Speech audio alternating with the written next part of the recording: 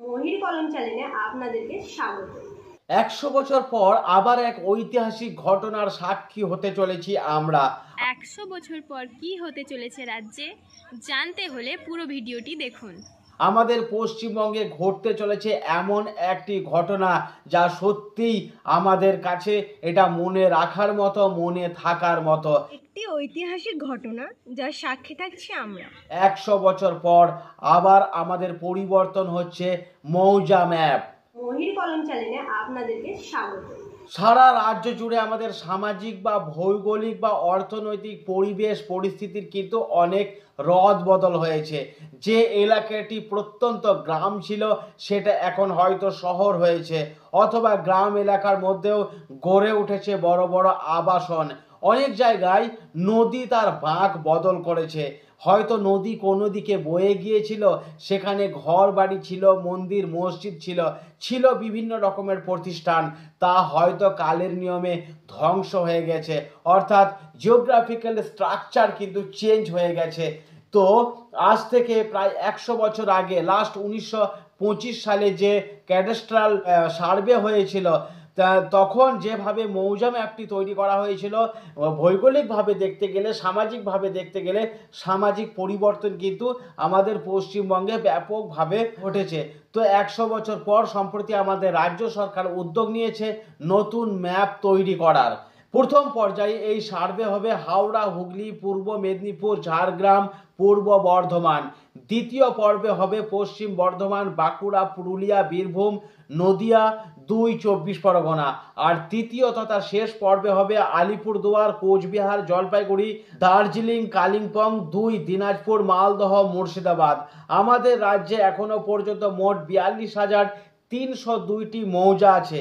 CS map তৈরি হবে ৬৮,৪৫৩টি। এর প্রসঙ্গে একটু ইতিহাসের দিকে যদি আমরা তাকাই, তাহলে ভারতবর্ষ স্বাধীন হবার আরও অনেক আগে ১৭৬৪ সালে প্রথম রেনেল সার্ভে হয়েছিল।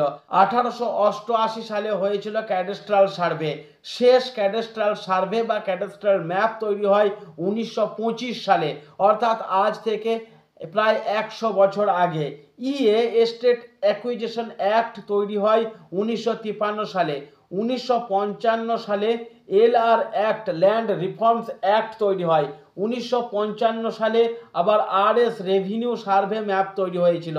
সংশোধিত আরএস ম্যাপ ১৯৭২ সালে হয়। সংশোধিত ম্যাপ হয় ১৯৫৪ থেকে ১৯৬২ সালে। আমরা যে জায়গায় বসবাস করছি, আমাদের সামাজিক ভৌগোলিক যে পরিবেশের যে পরিবর্তন, যেটা একটু আগেই বললাম, আগে রাস্তা ছিল, এখন হয়তো সেখানে রাস্তা নেই, নতুন করে অন্যদিকে রাস্তা তৈরি হয়েছে। কোনো জায়গায় জলাশয় ছিল, সেই জলাশয় হয়তো এখন নেই, অথবা নতুন করে কোনো জলাশয় তৈরি হয়েছে। গ্রাম এলাকা ছিল, সেখানে হয়তো কৃষি জমি ছিল, সেখানে বড় বড় আবাসন বা শিল্প কারখানা গড়ে উঠেছে। অর্থাৎ ওভারঅল যদি আমরা তাকিয়ে দেখি যে আমাদের পশ্চিমবঙ্গের শহর থেকে গ্রাম বিভিন্ন জায়গার কিন্তু সামাজিক বা ভৌগোলিক পরিবেশের কিন্তু পরিবর্তন হয়েছে। কিন্তু সেই ১০০ বছর আগে, অর্থাৎ সেই ১৯২৫ সালের মৌজা ম্যাপ যখন তৈরি হয়েছিল, সেই ম্যাপ দেখেই কিন্তু এখন আমরা অনেক কিছু জায়গা বা জমি পরিমাপ করি। কিন্তু ফিজিক্যাল স্ট্রাকচার বা জিওগ্রাফিক্যাল স্ট্রাকচার যা পরিবর্তন হয়েছে আমাদের রাজ্যে, সেটাকে নতুন করে মৌজা ম্যাপ তৈরি করার একটা উদ্যোগ কিন্তু রাজ্য সরকার নিয়েছে, এবং এটা কিন্তু খুবই প্রয়োজনীয় ছিল। যারা এই বিষয়ে বিশেষজ্ঞ তারা বলছেন যে কোনো এলাকায় যদি ৩২% বা তার বেশি এলাকা জুড়ে যদি জিওগ্রাফিক্যাল স্ট্রাকচার বা সোশ্যাল স্ট্রাকচারটা চেঞ্জ হয়ে যায়, তাহলে কিন্তু নতুন করে সার্ভে করা দরকার।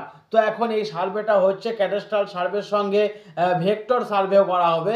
ভেক্টর সার্ভে বলতে কোন এলাকায় জলাশয় রয়েছে, কোন এলাকার কেমন পরিবেশ পরিস্থিতি, সমস্ত কিছু কিন্তু দেখা হবে।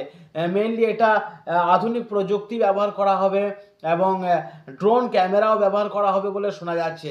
তো এখন ১০০ বছর পর একটাই আপডেট যে নতুন করে আমাদের মৌজা ম্যাপ তৈরি হচ্ছে এবং আমরা এখন যারা জীবিত রয়েছি ঠিক এই মুহূর্তে আমরা কিন্তু এই ঐতিহাসিক যে ঘটনাটি ঘটতে চলেছে তার একটা সাক্ষী থাকতে পারবো।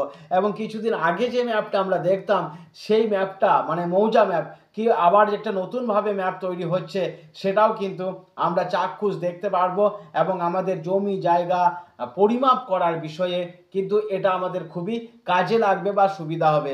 রাজ্য সরকারের এহেন উদ্যোগটা অবশ্যই ভালো এবং আমরা এই যে একটা পরিস্থিতির দেখতে পাচ্ছি, একটা ঐতিহাসিক ঘটনার সাক্ষী হতে পারছি, এটাও কিন্তু আমাদের কাছে ভালো লাগছে।